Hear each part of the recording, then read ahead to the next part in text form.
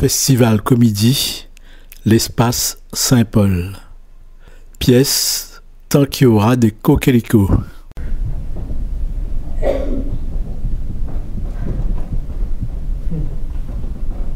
Mon ami dont je te parlais. Alors ça, moi, que ou dont, je sais jamais lequel il faut écrire. On verra ça demain. On va encore écrire demain? Pas demain, mais bientôt. Ah. Mais tu peux écrire aussi chez toi, Paul. Chez moi... Mais si! Écrire, c'est transpirer ses peurs, ses angoisses. Et respirer ses rêves aussi. Rencontrer ses plus belles espérances. Enfin, j'aimais bien quand elle parlait que je comprenais rien comme ça. Et je sais pourquoi. C'est parce que ça me laissait une vie entière avec des œufs à chercher encore. À partir de ce jour-là, j'ai souvent eu envie de lui demander si elle écrivait elle aussi. Mais une chose que j'avais déjà comprise, c'est que quand on préfère de trop loin une réponse, le mieux, le plus souvent, c'est de ne pas poser la question. Et avec tout ça, non seulement les soirs, je prenais des livres, mais j'ai commencé même à les aimer sentir leur odeur, aimer les toucher, aimer lire de petits résumés. Qu'est-ce que vous faites, maîtresse? Peut-être. J'ai arrêté, vous ne pouvez pas faire celui-là quoi?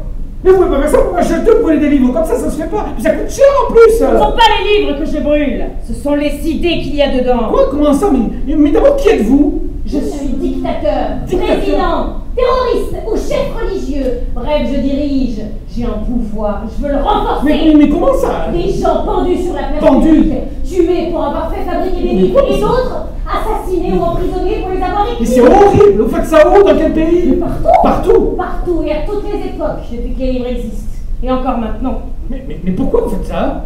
Pourquoi? Oui, pourquoi? Pourquoi? À ton avis, Paul, pourquoi? Mon avis?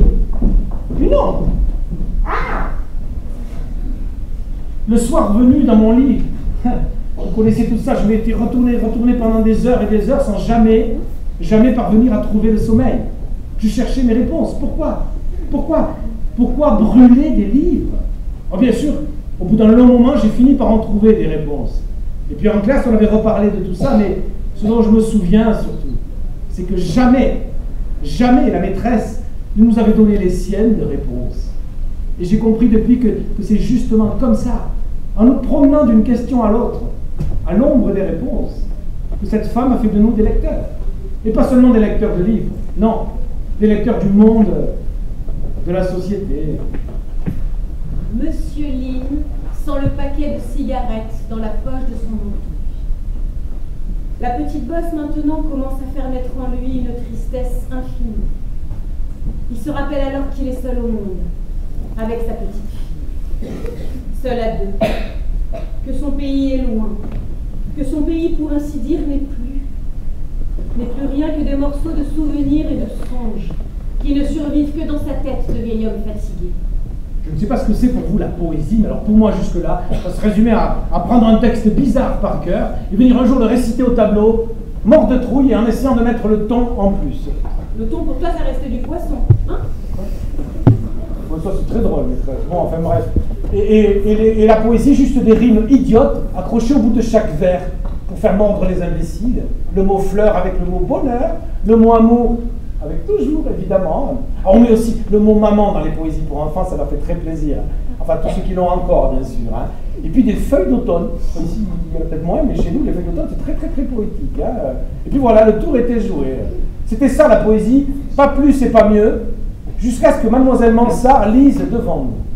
On prétend que l'univers est né d'une explosion gigantesque et incompréhensible. À mon avis, c'est arrivé sur la piste d'un cirque.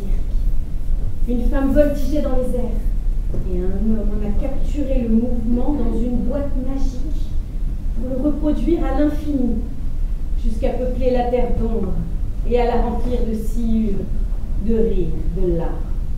Ça ne peut que s'être passé ainsi, car ce n'est que dans le désordre de l'amour que toutes les acrobaties sont possibles. Tout d'un coup, la poésie devenait un rendez-vous. Oui, c'est ça.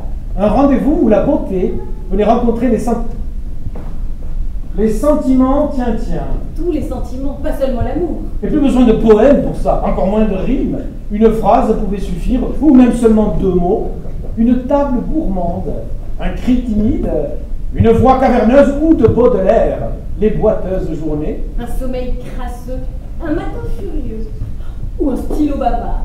Ça avait commencé par une chanson, cette affaire de poésie dans la classe. Un matin, mademoiselle Mansart, encore relativement jeune et moderne, jusque dans la coupe de ses vêtements, avait osé nous faire écouter. À mourir pour mourir, je choisis l'âge tendre. Et partir pour partir, je ne veux pas attendre. Je ne veux pas attendre. Je me m'en aller du temps que je suis belle. On ne me voit jamais. Non mais, je suis désolé maîtresse, moi franchement, Quoi? cette fois c'est n'importe quoi.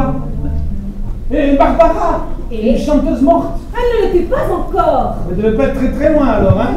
Musique d'autrefois, rythme vieillot, à mourir pour mourir, je choisis l'âge tendre. Mais que raconte-t-elle cette chanson? Que raconte-t-elle? C'est l'histoire d'une femme qui veut mourir et ça ne lui fait rien parce qu'elle pense qu'elle a déjà vécu tout ce qu'il y avait de quoi vivre. C'est ça qui te fait rire? Non, ce ne sont pas les paroles. D'ailleurs, tu n'as rien écouté. C'est Barbara elle-même qui te fait rire? Parce qu'elle racle les airs? Parce que sa voix n'est pas moderne? C'est intelligent, bravo. Barbara écrivait elle-même ses chansons.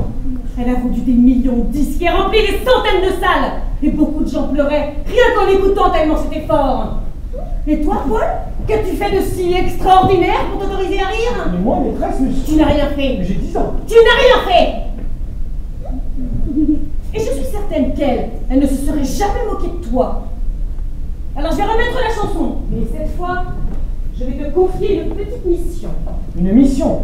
Une mission. Essaye de repérer la manière dont elle dit qu'elle va se suicider le lendemain. Se suicider. Tu lèveras le doigt. Allez-y.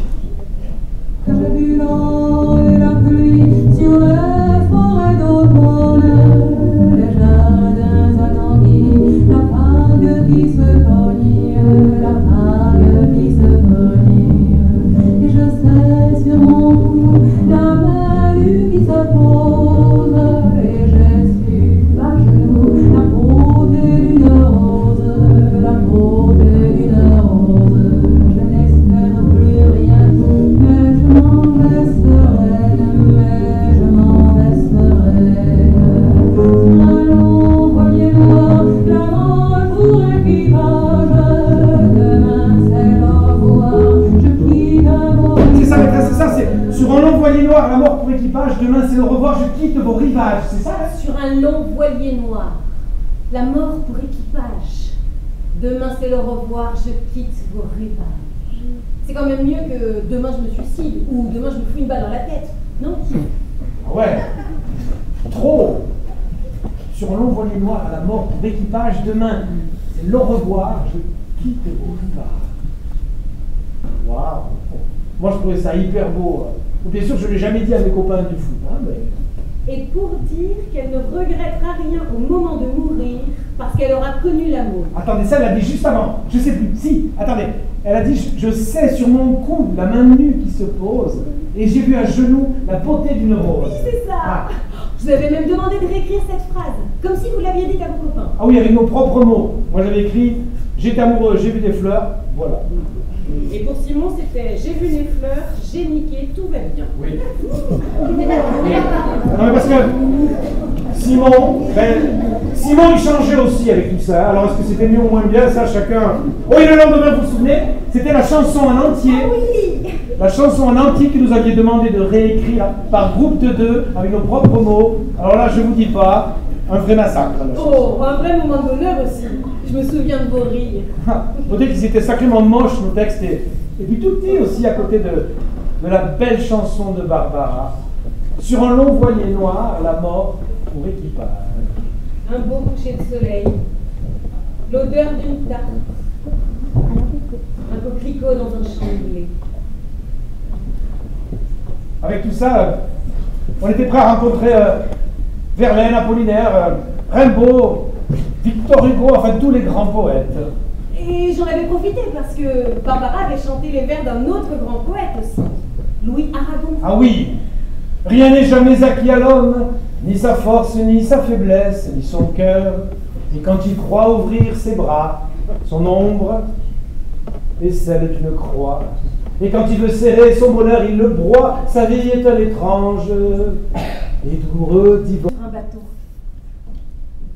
dans la valise de Monsieur Lim.